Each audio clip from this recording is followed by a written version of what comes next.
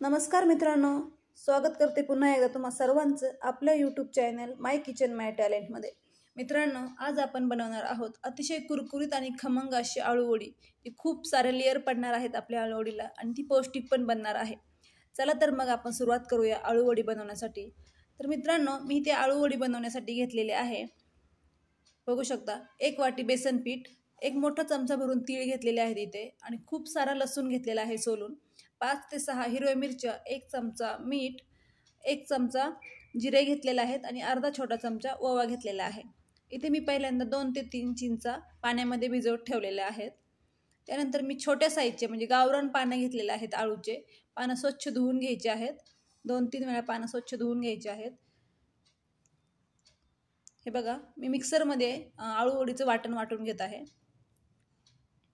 जिरे आणि ओवा घातल्यामुळे वडीला खूप छान टेस्ट येते आणि अतिशय खमंग लागते। त्यामध्येच मी थोडीशी कोथिंबीर पण वाटून घेणार आहे। 1 ते 2 चमचे पाणी घालून याला छान पेस्ट बनवायची आहे हे वाटणाची। आता आपण आळू वडीचे पीठ कालवून घेऊया। आळू वडीचे पीठ कालवताना हे जास्त घट्टही नाही आणि जास्त पातळही नाही कालवायचे, व्यवस्थित मिक्स करून घ्यायचं आहे सर्व। यामध्येच मी 1 छोटा चमचा हळद घालतेय, बघू शकता। खूप छान पैकी हे मिक्स करून घ्यायचं आहे आणि आपली आळू वडी कडक होण्यासाठी, एकदम कुरकुरीत होण्यासाठी मी इथे 1 मोठा चमचा भरून तांदळाचे पीठ घातलेलं आहे। आणि मी जेव्हा आळूची पानं घेण्यासाठी गेले होते बाजारामध्ये, तिथे मी 1-2 ताईंना असं बोलताना ऐकलं की आळू वडीचे खाल्ल्यामुळे घशात तडतड होते किंवा घशात कापल्यासारखं होते। तर मित्रांनो, मी इथे गावरान पानं घेतलेले आहेत। या पानांमुळे घशात कापत नाही। जे मोठे पानं भेटतात बाजारामध्ये, त्याच्यामुळे ते खाल्ले की घशामध्ये तडतड होतं आणि ते होऊ नये म्हणून इथे काय करायचं आहे, मी चिंच भिजायला घातलेली होती, त्या चिंचेचं पाणी टाकायचं आहे आपल्याला अर्धी वाटी भरून। चिंच नसेल तर तुम्ही थोडंसं लिंबू पण पिळून घेऊ शकता आणि थोडासा गूळ घालायचा आहे त्यामध्ये। लिंबू आणि गूळ घातल्यामुळे आळू वडी खाल्ल्याने घशामध्ये कापत नाही।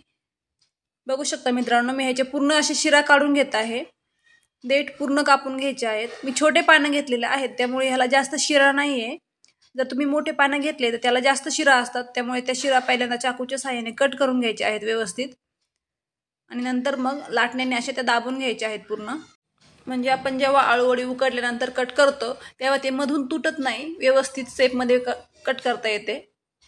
बघू शकता, इथे मी आपल्याला ज्या भांड्यामध्ये आळू वडी उकडून घ्यायची आहे त्या चाळणीला छान तेल लावून घेत आहे, म्हणजे आळू वडी खाली चिटकणार नाही। आता आपण आळू वडी बनवून घेऊया। हे बघा, अशा पद्धतीने याला पीठ लावून घ्यायचं आहे व्यवस्थित। जास्त जाड लावायचं नाहीये पीठ, त्यामुळे आपली आळू वडी कुरकुरीत बनत नाही व्यवस्थित। आपण एकावरती एक असे 7 ते 8 पानं ठेवून घेणार आहोत। सर्व पानांना असं व्यवस्थित आपल्याला पीठ लावून घ्यायचं आहे। इथे मी 7 ते 8 पानं वरतून ठेवून घेतलेले आहेत। त्यानंतर वरतून आपल्याला थोडेसे पांढरे तीळ टाकायचे आहेत। तिळामुळे आपली आळू वडी अतिशय खमंग लागते। बघू शकता, हे असे छान मी व्हिडिओमध्ये दाखवल्याप्रमाणे छान अशी फोल्ड करून घ्यायची आहे आणि ह्याचा रोल बनवून घ्यायचा आहे आपल्याला। ही आळू वडी तुम्ही चहा सोबत पण खाऊ शकता, टिफिन मध्ये देण्यासाठी पण खूप छान आहे। 2 ते 3 दिवस आरामात टिकते, ही खराब होत नाही पटकन। अशा आळू वडी तुम्ही बनवून उकडून ठेवू शकता आणि जेव्हा तुम्हाला पाहिजे तेव्हा थोड्याशा करून फ्राय करून खाऊ शकता। फ्रीजमध्ये जर ठेवले तर 2 ते 3 दिवस आरामात राहतील या। मी अशा पद्धतीने ते सर्व रोल बनवून घेत आहे।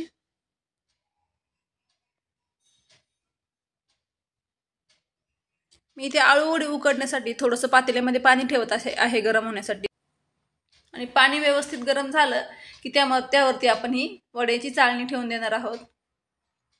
10 ते 15 मिनिटात आपल्या वड्या छान उकडतात, बघू शकता। वड्या आपल्या उकडलेल्या आहेत। इथे गॅस बंद करून घ्यायचा आहे आणि वड्या 5 मिनिटासाठी 10 मिनिटासाठी थंड होण्यासाठी ठेवायच्या आहेत। जेवढे वड्या तुम्हाला खायचे आहेत तेवढ्या तुम्ही फ्राय करायच्या आणि बाकीचे तुम्ही फ्रीजमध्ये ठेवू शकता। हे बघा मित्रांनो, आपल्या आळू वड्या छान थंड झालेल्या आहेत। आता आपण या कट करून घेऊया व्यवस्थित। तुम्हाला पाहिजे तशा शेपमध्ये कट करून घेऊ शकता। छानपैकी कट करून घ्यायच्या आहेत. आणि आळू वड्या तळताना ह्या गॅसची फ्लेम जास्त हाय पण ठेवायची नाही आणि जास्त लो पण ठेवायची नाही. लो टू मिडियम फ्लेमवरती आपल्याला ह्या फ्राय करून घ्यायच्या आहेत तेलामध्ये. बघू शकता आपल्या आळूवडीला किती छान लेयर्स पडलेले आहेत. छान फ्राय करून घेऊया. हे बनवायला अतिशय सोपे आहेत आणि एकदा बनवून ठेवले की 2-3 दिवस राहतील. त्यामुळे तुम्ही जेव्हा पाहिजे तेव्हा नाश्त्याला पण खाऊ शकता, चहासोबत किंवा मग चपाती भाकरीसोबत पण खाऊ शकता. खूप छान लागतात.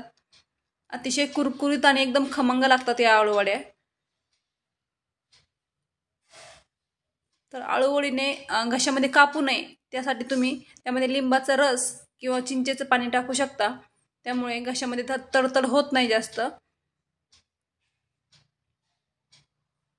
हे बघा फ्रेंड्स, किती छान कलर आलेला आहे आपल्या वड्यांना.